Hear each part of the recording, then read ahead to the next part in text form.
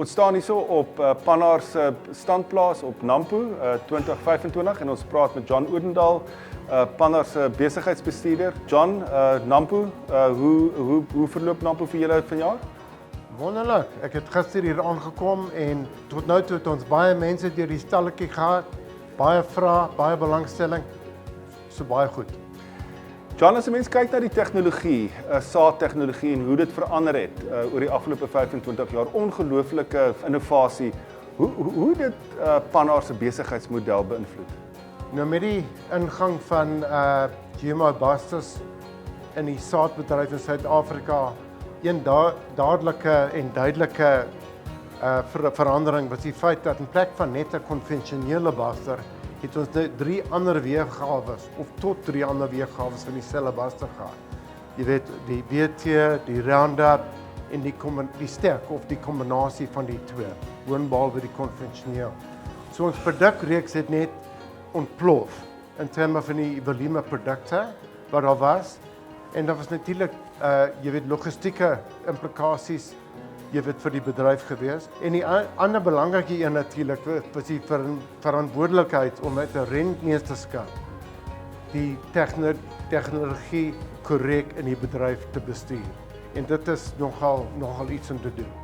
So as jy kyk na daai verandering oor die afgelope 25 jaar en jy moet miskien bietjie in die toekoms inkyk. Waar sien jy die groot verandering kom? Kyk, in die geval van Corteva en Pannar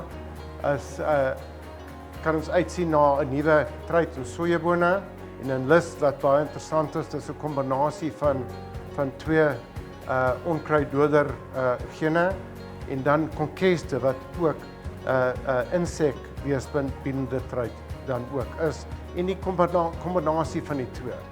En aan die mieliekant kan ons uitsien na heel nuwe generasie tegnologie op beide die insekweerstand maar as ook op die onkruidweerstand front. So John, as 'n mens kyk in die toekoms, hoe posisioneer Pannar homself om die uitdagings en die probleme wat julle op die horison sien die hoof te bied?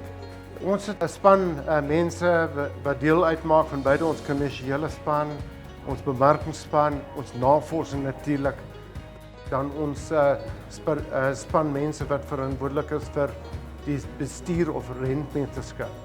So ons berei nou voor sodat ons hierdie nuwe tegnologie kan bekendstel op die regte manier en kan bestuur op die regte manier. Ons doen dit proaktief jare vooruit sodat die dag van launch is ons reg om mark toe te gaan.